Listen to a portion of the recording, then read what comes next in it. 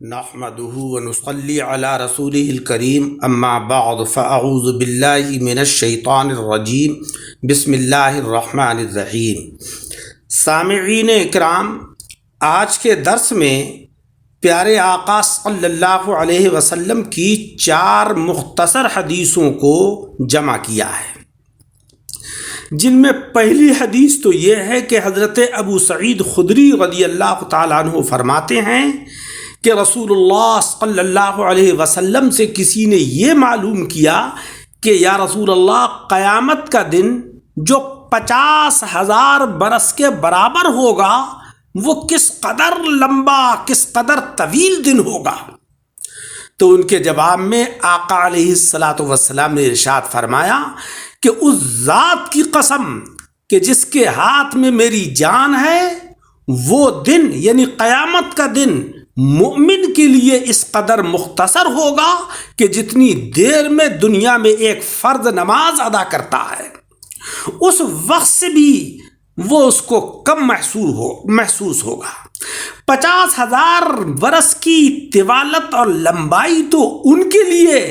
احساس کا باعث ہوگی کہ جن کے پاس ایمان کا سرمایہ نہیں ہے، ایمان کی دولت نہیں ہے، اور جن کے پاس ایمان کا قیمتی سرمایہ ہے، ان کے لیے تو قیامت کا دن بہت مختصر ہوگا،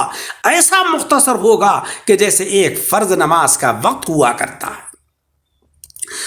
دوسری حدیث میں جناب رسول مکرم صلی اللہ علیہ وسلم نے فرمایا کہ آپ لوگ یہ بات جان لیجئے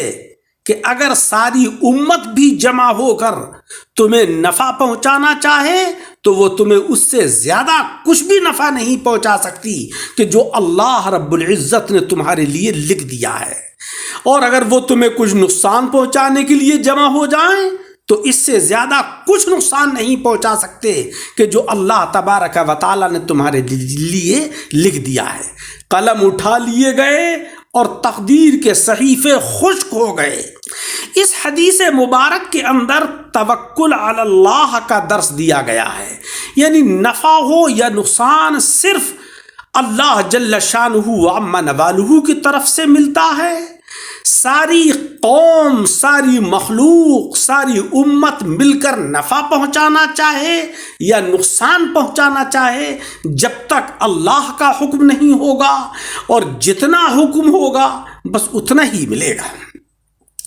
لہذا ہر وقت اللہ تبارک و تعالیٰ کو راضی اور خوش رکھیے تاکہ مولا تبارک و تعالیٰ ہمارے اوپر انوار و برکات اور اپنی رحمتیں نازل فرماتا رہے۔ تیسری حدیث میں جناب رسول مکرم صلی اللہ علیہ وسلم کا ارشاد عالی ہے کہ جو کسی تنگ دست پریشان حال کے اوپر آسانی کرے گا تو اللہ تبارک و تعالیٰ اس کے لیے دنیا اور آخرت میں آسانی فرمائے گا۔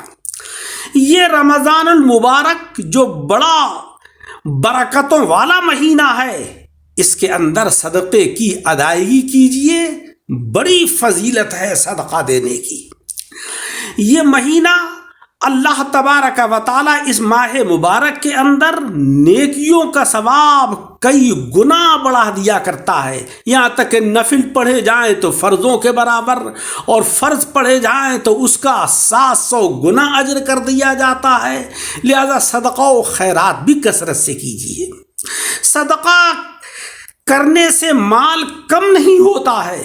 بلکہ صدقہ دینے والا جب مال کا صدقہ دیتا ہے تو مانگنے والے کے ہاتھ میں جانے سے پہلے ہی اللہ تبارک و تعالیٰ کے ہاتھ میں پہنچ جاتا ہے، یعنی اللہ رب العزت قبول فرما لیتا ہے۔ سب سے پہلے صدقہ دینے میں غریب رشتہ داروں کا خیال رکھنا چاہیے کہ جو ہمارے غریب رشتہ دار ہیں، جو اعز و اقارب ضرورت مند ہیں، سب سے پہلے ان کو صدقہ دیا جائے تاکہ صدقے کا بھی ثواب ملے اور صلہ رحمی کا بھی اجر و ثواب ہمیں حاصل ہو جائے۔ وہ دینار کہ جسے تم اللہ کی راہ میں خرچ کرتے ہو، وہ دینار جسے تم غلام پر خرچ کرتے ہو، اور ایک وہ دینار کہ جسے تم نے کسی مسکین پر خرچ کر دیا، اور ایک وہ دینار کہ جسے تم نے اپنے اہل و عیال کے اوپر خرچ کیا، ان میں سب سے زیادہ ثواب اس دینار کا ہے کہ جسے تم اپنے اہل و عیال کے اوپر خرچ کرتے ہو۔ ہم تو یہ سمجھتے ہیں کہ اہل و عیال پر خرچ کرنا اس سے کوئی فائدہ نہیں ہے، مگر حق یہ ہے کہ سب سے زیادہ اجر و ثواب انہی پیسوں کا ملتا ہے کہ جو ہم اپنے اہل و عیال کے اوپر خرچ کرتے ہیں۔ جناب رسول مکرم صلی اللہ علیہ وسلم نے فرمایا کہ میری امت یہ سمجھ لے کہ قیامت کے دن سورج مخلوقات کے بہت نزدیک آ جائے گا، حتیٰ کہ ان سے 1 میل کے فاصلے پر ہوگا۔ آج جو سورج ہزاروں میل کے فاصلے پر ہے اور اس کا رخ جو ہے وہ دوسری جانب کو ہے، پشت ہماری طرف کو ہے، اور قیامت کے دن 1 میل کے فاصلے پر ہوگا اور اس کا رخ ہماری طرف کو ہوگا، تو بتائیے کہ کس قدر شدید گرمی ہوگی اور ہمارے لیے کس قدر باعث تکلیف ہوگا۔ اس تکلیف کے ازالے کا جو طریقہ ہے وہ یہی ہے کہ ہم کثرت سے عبادت و ریاضت کریں، صدقہ و خیرات کریں، کیونکہ جناب رسول مکرم صلی اللہ علیہ وسلم نے فرمایا کہ صدقہ مصائب اور پریشانیوں کو دور کرتا ہے۔ اللہ تبارک و تعالی ہمیں عمل کی توفیق عطا فرمائے۔